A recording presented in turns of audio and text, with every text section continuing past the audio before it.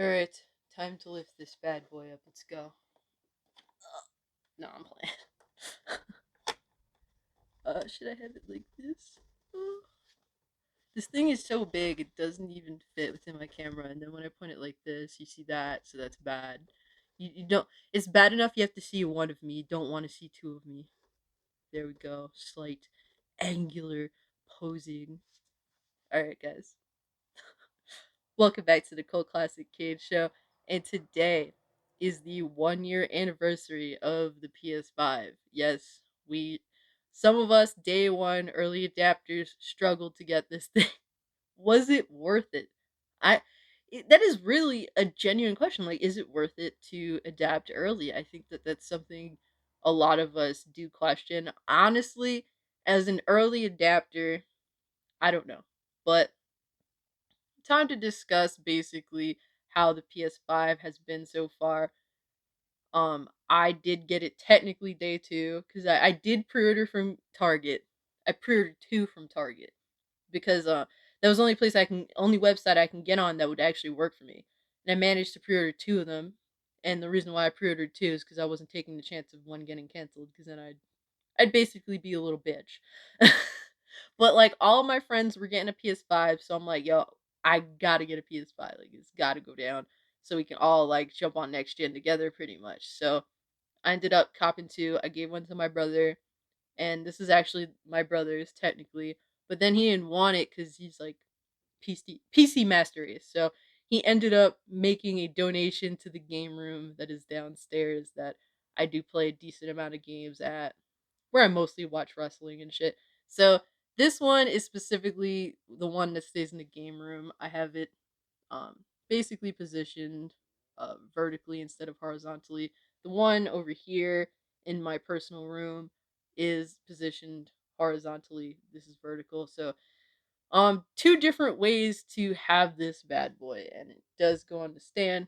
We all know this, but basically, how has the PS5 been in the first year that it's been out? And it's sad to say that it's still hard for people to get a hold of. I am really lucky to have two.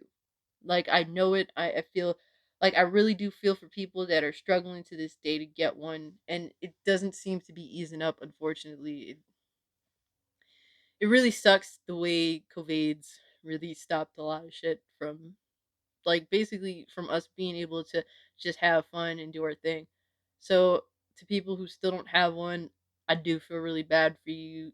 Just keep on the lookout, do what you got to do. Hopefully you get one soon. I think this holiday, hopefully a lot of people will be surprised and actually manage to get their hands on one. But let's get into PS5. How has the hardware itself been in the first year that it's been out? And honestly, the key issue of PS4 was the fact that the system itself was just really loud. And I had the original PS4. I had a launch PS4, and that was loud after a little while. Same thing with the Pro. The Pro was really loud as well. Um, but with the PS5, a year into playing on PS5, it has still been extremely quiet. I actually ended up leaving my PS5 on last night all night because I didn't realize it was on because it's so silent. And it's been on all night, and I still just left it on because I'm gonna jump on there and play some games after I do this video. So yeah, it no matter what, it just stays super quiet. The only time it's not quiet is when I insert a disc and then it does a little reading thing, and then after that it's pretty quiet. Or when I put in a movie or something. But I don't really watch movies on my PS5. I leave that for my Xbox Series X if I'm honest. But yeah, in regards to that, great. It's still quiet as hell. Uh Cleaning has been pretty easy. I just take the dust blower and I have yet to go into the system. I'm kind of like I'm a little weird on that. Um I might do it sometime soon specifically because I don't want dust to gang up, but I don't really have much of a dust issue. If I do open it up, it's probably just going to be a little bit, and it's good to get that out of there, of course. But dust isn't a really big issue when it comes to my room and my game room. Now, in regards to the look of the system, still looks, it's a strange looking system, to be honest with you. I don't love or hate it. It just is what it is. I mean, I don't really care for the way the system looks unless my main issue was before I got the system, like, is it gonna fit in like the nook that I have with my game setup? And it ended up fitting, and it still has room to breathe. So that's all I really give a shit about. Key thing to note that the white has not changed color at all. It still is this bright white color. If you are a smoker, I would be careful. I'd probably switch out the plates if I were you. You're probably going to yellow that white because that's just how it is if you're a smoker. But I don't have to be concerned with that. There's a smoker in my house, but they don't smoke in the house. They mostly just go in the garage or go outside. So, in regards to yellowing the system, that's not really a problem for me. But if you have smokers in the house, I would be concerned with that. Now, in regards to performance, I'm really happy to say that most of the games that I've been playing on the PS5 have been running at 60 FPS. That is what I wanted. I remember everyone was saying before the PS5 dropped, this was like months before, that that I was crazy for having the basic desire for all games to run at 60 FPS. People actually were telling me that shit cuz I was like, "Look, if the games don't at least all have the option for 60, then I'm probably just going to go all in on PC because we're at the end of PS4, man. I sorry about that, but I realized that 30 FPS fucking sucks. As someone who games on everything, it is such a painful thing. And for consoles to still have the 30 FPS base minimum was unacceptable to me. So I said, look, if if the games do not offer 60 FPS, then I'm gonna end up walking. That was my bottom line. Like, we had to have some form of innovation. And a lot of people just seem to only care about graphics. And to me, that's so, like, that's so small-minded because when it comes to games running at 60, man, when you look at them, and they're running at 60, they look clear. You don't have to have like a motion blur on super high. You don't have to have all these little gimmicks that kind of hide how terrible and choppy the game looks. Because if you, in most games, if they give you the opportunity to turn off the motion blur, then and it runs at 30, you're gonna notice how choppy it is. That's just how it is. So um, I'm just glad that all of the games that are PS5 games I've been playing give me the option for 60. You could have the 30 option. I don't care. Like, more options is better. And so far, I have to give them props. I've been playing all my games that are PS5 games at 60. And then they give me the option to even play them at higher settings. And I don't have a TV that does 120 yet. I'm planning to get one. Not sure when. We'll see. But it's cool that some of these games also run at 120. So really, that is something I've been so happy with so far, and I hope that this becomes a standard. Now, when it comes to older games running on the PS5, a lot of these games, unless they're patched and addressed by the developer, do not get upgrades. They play pretty much almost the same. There are some very um there's like less than a handful of games that kind of just up their frames or at least play a little bit better. I will say that there's some games that ran like shit on the PS4 that when you do play them on PS5, they at least stabilize. That's a plus, but really minor shit. I really wish that more developers would patch their games to run better. I don't think it takes much to unlock the frame rate. I'm not a coder, but if I could do it on my own on the PC, if the option is given, I'm assuming that it wouldn't be too hard to just simply apply a patch to just unlock the frame rate to run at 60 or just I know a lot of people will say, "Oh, that's not unlocking. It's still locking at 60." Okay. Okay, I understand, but you know what I mean. It would be nice to get those games because there are still a lot of PS4 games that I haven't beaten. But like my desire to go back to them and play them at 30, man. It hurts. It hurts to think about. I'd rather just go and play them on PC, but my PC is also like old. So I'm hoping that some of these games do get patches to address that, even if they're minor. Now, when it comes to games that PlayStation has addressed, one big negative I don't like is the director's cuts. If you're gonna put your game on PC and you're gonna have all these amazing things that are added to the PC version, I don't want a fucking director's cut that's going to do the bare minimum and then you charge like 30 to $60 for them. Like, to me, that's double dipping. I don't like it. Ghost of Tsushima is a perfect example. You know, at some point it's coming to PC and it's going to have all the bells and whistles. Meanwhile, they dropped the director's cut, which gives you more content, so I could justify the $20 price of the DLC.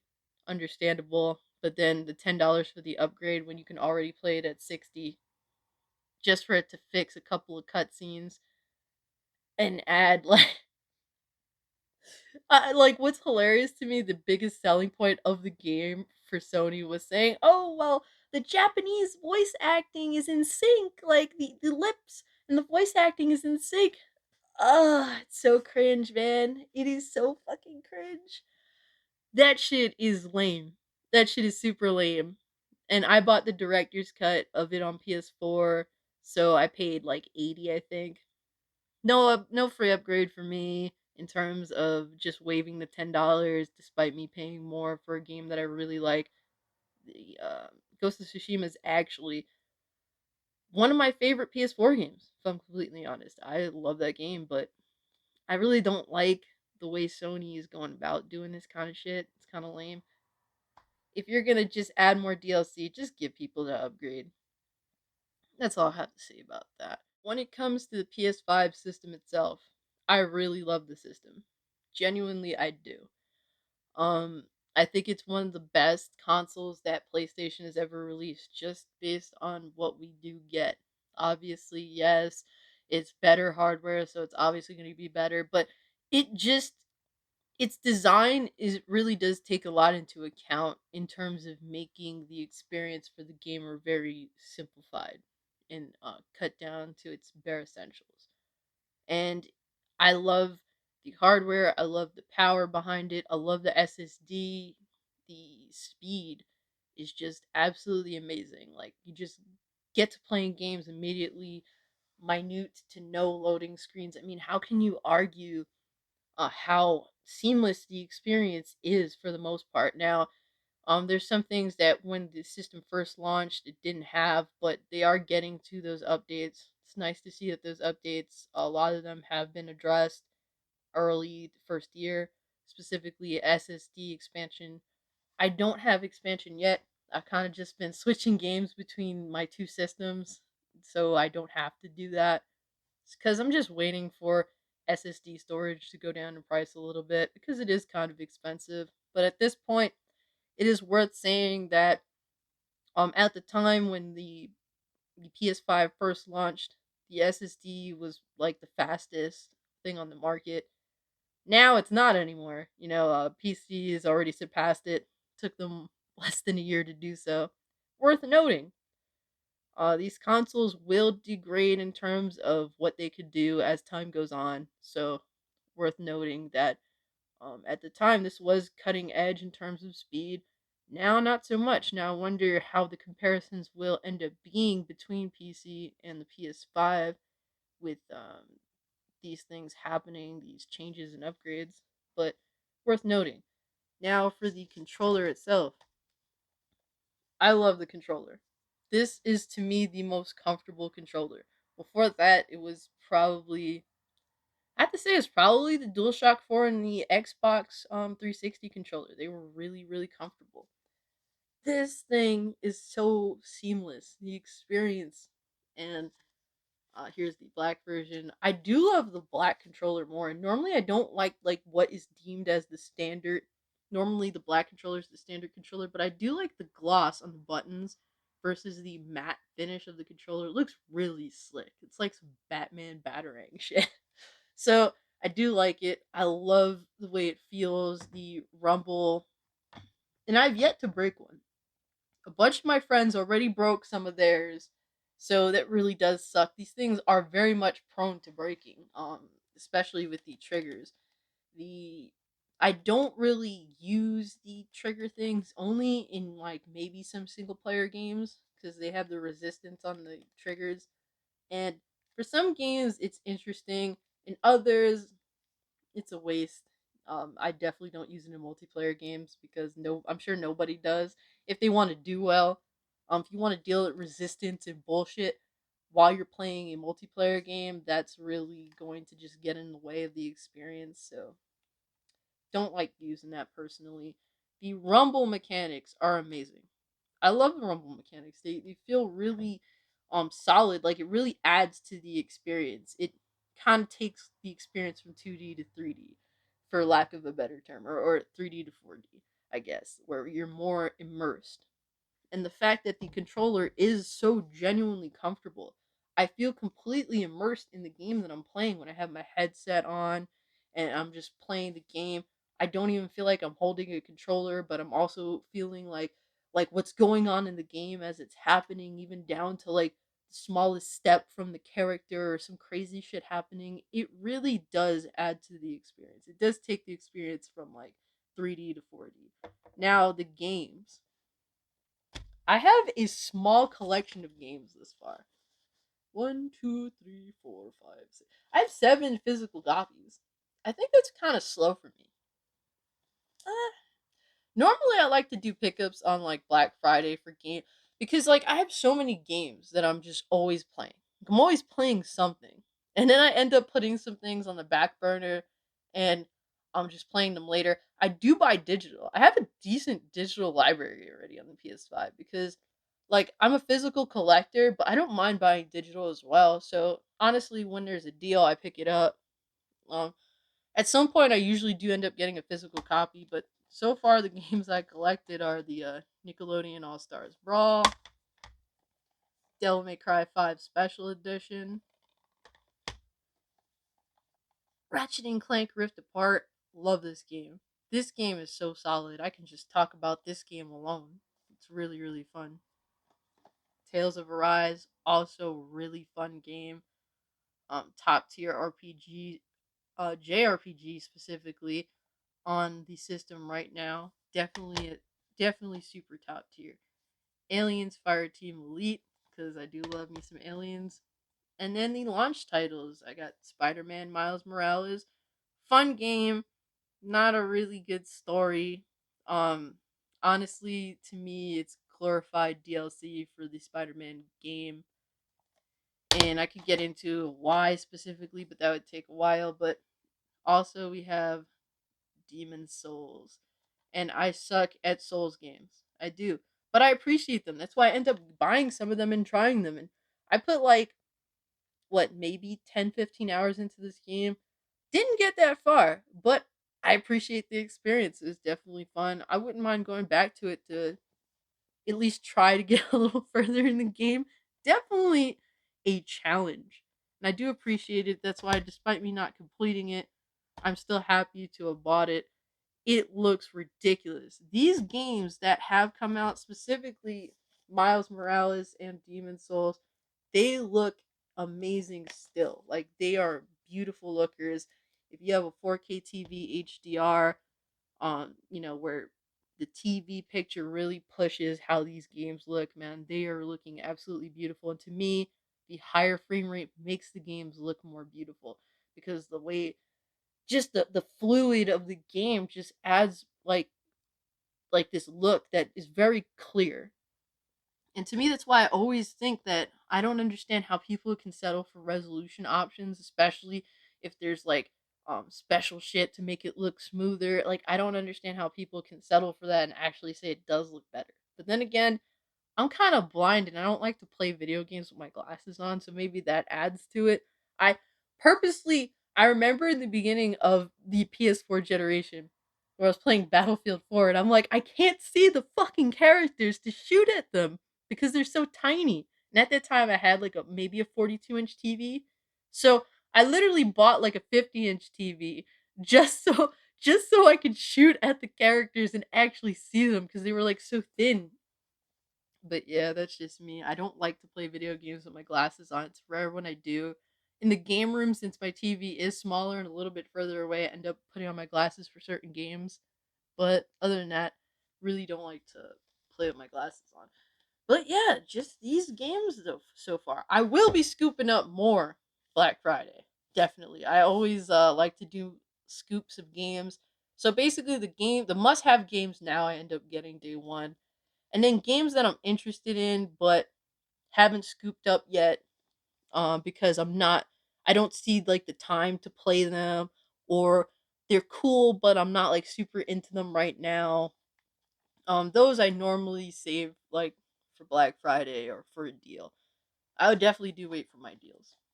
I am a sales whore. A lot of my friends will definitely agree that I'm definitely a sales whore. But so far, the PS5 has been a really good year. Now, when it comes to the business aspect of it, honestly, I do not like where Sony is headed in terms of business. And I do get a lot of flack for that. It's kind of weird. Like, a lot of people just think that everything is perfectly fine and dandy. I do like the direction that PlayStation was headed with the PS4. Like, they were concentrated on games and they weren't stingy about things. It was like, look, we have this big user base. We're going to have a lot of sales. So we're going to just, do our thing. And they weren't stingy about things. Whereas with the PS5 this gen, I think the fact that, um, like, our economy is going into like recession territory, I think that PlayStation is choosing to be stingy on little petty things. Little petty things, man. I really don't like that. And a lot of people criticize like me or others for being like, complaining about little things. And it's like, look, man, PlayStation is a multi-million dollar like, money making machine. The PS5 itself is a $1 million money, millions upon millions of dollar money making machine. And Sony themselves penny pinches. Think about that. And honestly, would they be as successful if they didn't penny pinch? I mean, that is to be discussed. So, I mean, if they're gonna penny pinch, then I should penny pinch too. And I don't like the way the company has been penny pinching some petty shit. To me, when it's like something that's really crazy, I'm just like, whatever. I'm just not gonna get involved in it. I'm just not gonna support it because I already know it's out of the realm of being realistic. Whereas with PlayStation, they do a lot of little slick shit. Their wording, the whole Horizon Forbidden West thing, where they did say they were going to have free upgrades, then take it back. Ghost of Tsushima director, all these directors cuts. Then they're gonna put the games on PC where they were cheaper. They're cheaper on PC than when we bought them. Then they're charging for director's cuts for console gamers on top of it. I don't really like that direction. I think it's petty. I think PlayStation's better than that. I hold PlayStation to a higher standard. PlayStation has always typically been my preferred console most generations. When it comes to between PS1 and N64, I always settled. I settled more with the PS1 as my go-to. N64 was also awesome. I love that system as well. Um, with the PS2, GameCube, like 6th gen, I sided with PS2 because they honestly, what won me over was just the fact that all the Dragon Ball Z games were on the PS2.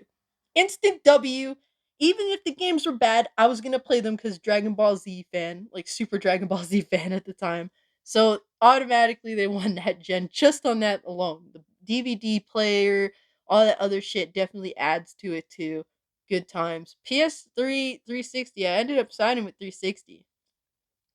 Funny thing is, I don't own a 360 anymore. I actually own my PS3. But at that time, I was like, man, the PS3 is fucked. Like, PS3 is bad. It picked up towards the end of the generation, which is great. They ended up doing a lot of changes where PlayStation, Sony accepted that they had failed and decided, man, we need to do better. And they buckled down. And that is why That is a big reason why I did side with getting a PS4. Whereas Xbox, were on a super high 360 gen. Um, Clearly got to their heads with the Xbox One. And honestly, I don't think that they learned their lesson and accepted that they did do wrong. Truly accepted and showed it in the way that in the way of where their system was headed, and accepting that they failed and trying to do better. Instead, it's kind of like they chose to fall upward. And I don't really like that. I think that a lot of gaming right now is just falling upward because there's a lot of fail safes for big companies, so that even when they do wrong things, that they could still be successful from doing it. That I think is a problem. But when it comes to at least marketing, all that, just the decisions PlayStation has made so far, I'm not really that happy with them. Sucks. Really does suck to have to say that, but it's the truth. I hope that they will ease up a little bit. I hope that they will put PS5 gamers first, because people on the console, on the PS5, they are the premier gamer. And what I mean by that is we do get their games first. We People who play on the PS5 do decide whether the next God of War is successful or not, because it comes to the console first. So I think that they should treat the premier gamers that make their games a success better. A lot of people may find that kind of weird, but that's honestly how I feel about that. But overall, in terms of hardware, in terms of the games, in terms of how they run, I'm very happy. I love the controller. I still haven't broken one yet. When I do, maybe I'll talk about it. But yeah, I love the controller. The only thing is the battery fucking sucks. The battery is garbage. That's why I had to get, what did I say? It was like the $90 to $100 fix, which is buying a second controller and buying the charging dock. To me, that's not a realistic fix for an issue with a controller. They should just, honestly, I do wish it was more like an Xbox controller in the sense of the battery. I can just simply remove the battery, uh, get a rechargeable battery pack, put it on the back, get 20 something hours battery life. Unfortunately, we're stuck with batteries that are small batteries, I'm assuming. They're in here, can't take them out, can't put your own shit in there. Unfortunate. But that's honestly my only bad with the controller. Other than that, to me, the controller is a 9 out of 10 if I had to review and give a score. I don't like to give scores on shit, I avoid doing it, but honestly, that is the only real key flaw I've encountered personally with the DualSense. So, overall, happy with that. I love the operating system of the PlayStation 5. Fairly simple. Um, Everything's broken down. My biggest complaint my biggest complaint with the PlayStation 5 OS is that when when you hit the home button, when you hit the PlayStation button and it brings up the bottom thing where it shows you all your shit, the control panel, I can't simply turn the audio to all or chat only. I have to go into the settings to do that. Whereas on the PlayStation 4, I could just do that from the home menu that you bring up, like the side menu thing, the tool menu, whatever it's called. Um, to me, that just going, I have to constantly do that. Whenever I want to just watch a movie or a TV show, but I want to talk to my friends while doing it, but I don't want the TV show audio in my headset. I just want to listen to my friends on my headset, then watch the game, then watch the movie or the TV show on the system through the TV's audio. And it's such a minor thing, but it's just a constant inconvenience because I was so used to it on the PlayStation 4. So on the PlayStation 5, when it's in the settings and I have to go dig through the settings to get to it, I wish they would just put it where the audio options are. That's a nitpick, but um the store the store at first was lacking. It was better to use on the app, but they added some upgrades, like they actually now on the PlayStation Store on the PlayStation 5 console allow you to see what the new games are that came out. That is a good thing. I appreciate that. I do like the way the app itself incorporates to the experience. It's a decent app. One thing I'm really waiting on is for you to be able to download your pictures and your video to your phone from the app instead of having to essentially send the video or pictures to something else and then downloading them to your phone. I hated that. So they're fixing that. Like, there's things that they are really fixing. I do appreciate that. So, guys, how do you feel about the PS5 so far? Do you have one? Are you still looking to get one? Are you happy with it? Are you upset with it? Do you like the direction that Sony's headed in? That is a clear, distinct departure from the PlayStation 4 generation, which was, I think, their most commercially successful generation thus far. How do you guys feel about it? Happy 1 year anniversary to the PlayStation 5. I hope that things will get better because they're pretty good now. Like, the thing that I love about the PS4 generation, while it's not my favorite PlayStation generation, is the fact that it was like the closest to me to like a gaming utopia. It wasn't a gaming utopia. A gaming utopia is not perfect, but it was close. There was a few things that could have made it great. And now I feel like we're slightly regressing, which is a disappointment, but hopefully PlayStation will ease up. People have been speaking out when PlayStation does some crazy shit, and PlayStation has been going back and readdressing what they've said and fixing it for the better. So that's great. I really do like that. But this is just some off the cuff thoughts celebrating the 1 year anniversary of this big s'mores. It's like it's an opposite Oreo. But if you guys can, like the video, share the video, subscribe to my YouTube channel. Follow me over on Twitter if you want to continue the conversation. And with all that being said, guys, I'm out. Peace.